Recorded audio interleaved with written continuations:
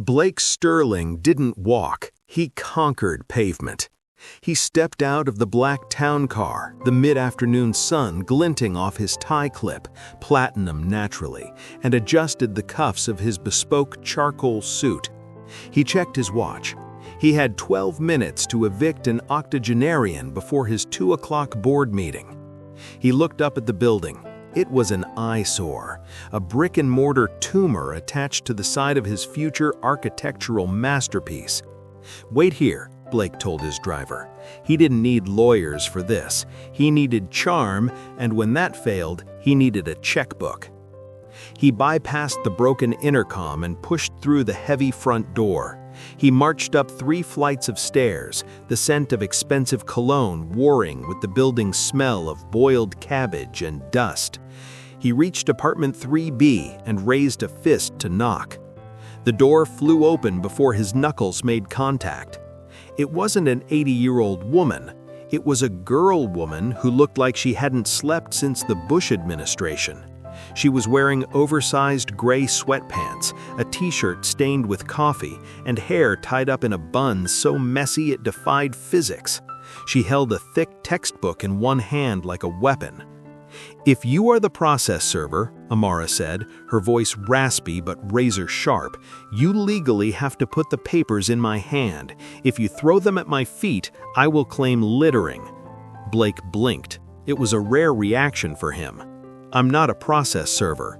"Jehovah's Witness?" She eyed his 3-piece suit. "You're overdressed for salvation, but I admire the hustle. I'm not interested." She started to close the door. Blake stuck the toe of his $1,200 Italian leather Oxford in the gap. "I'm Blake Sterling." He waited for the recognition to hit her, the fear, the awe. Amara looked down at his shoe, then up at his face. "Okay, and I'm late for class. Move your foot, Sterling, or I'll break it." Blake's eyes narrowed. He pushed the door open with a single authoritative shove, forcing her to step back.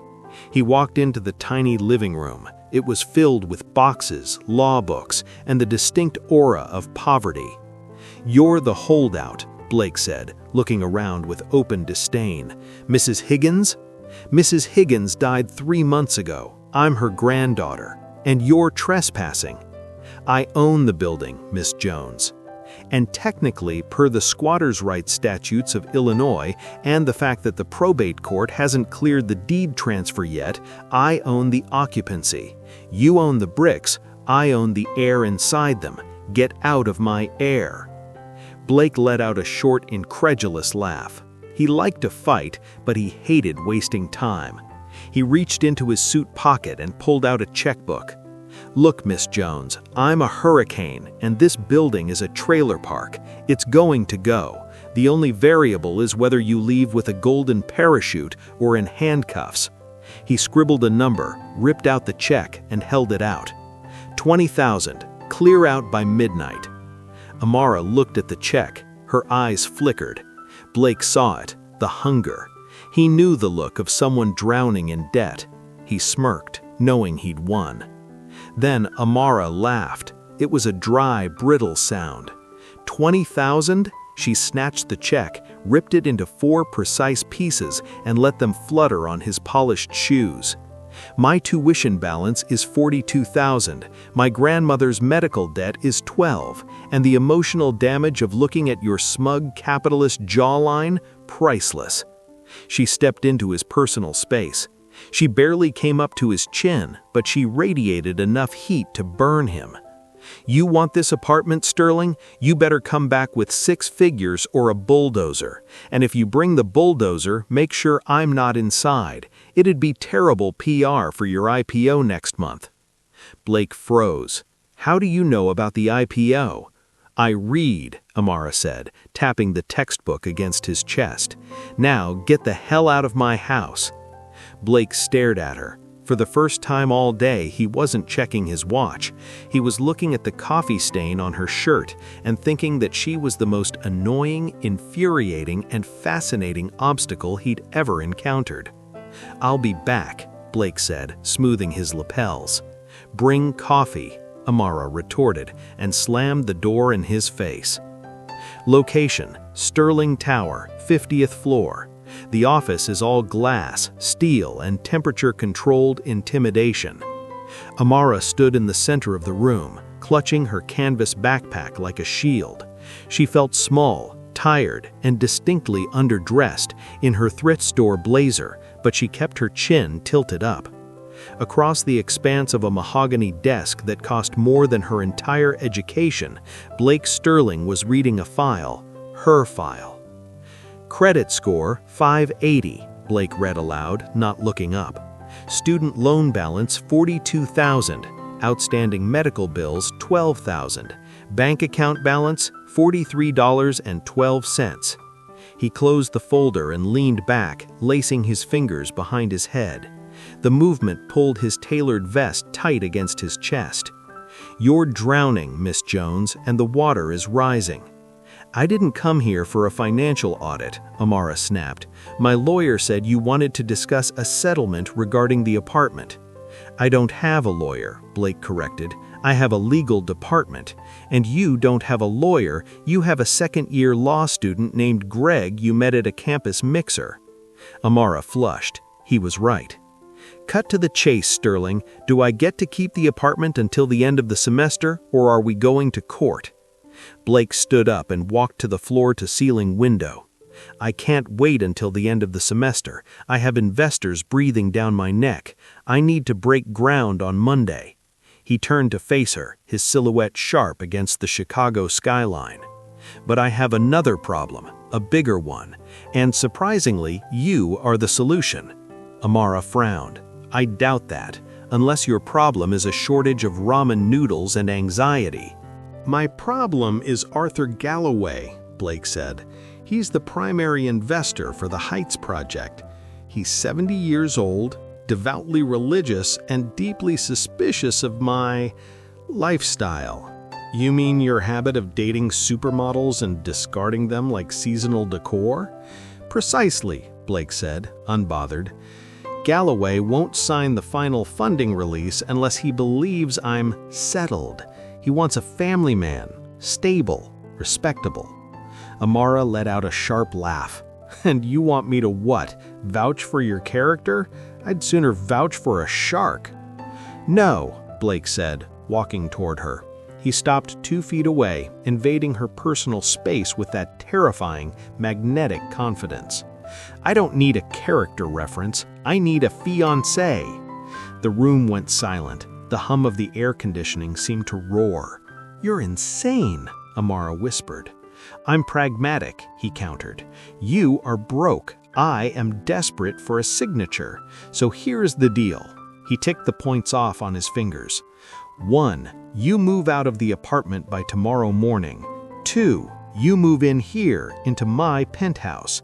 We attend 3 galas and 2 dinners with Galloway over the next 6 months. You play the role of the grounded, intellectual woman who tamed the beast. 3. When the deal closes, we stage a quiet, amicable breakup. "And what do I get?" Amara crossed her arms, "besides a migraine?" "I pay it all off," Blake said softly. "The tuition, the medical bills, the credit cards. You walk away with a degree, 0 debt, and $50,000 in cash for your trouble." Amara felt the air leave her lungs. 0 debt. It was a fantasy she had stopped letting herself dream about. It meant freedom. It meant she could stop working double shifts at the diner and actually study. But it also meant belonging to him. She looked at him. He was watching her with a predatory stillness. He expected her to jump at it. He expected gratitude. "No," Amara said. Blake blinked, a flicker of genuine surprise crossing his face. "Excuse me?" "No," she repeated, stepping closer.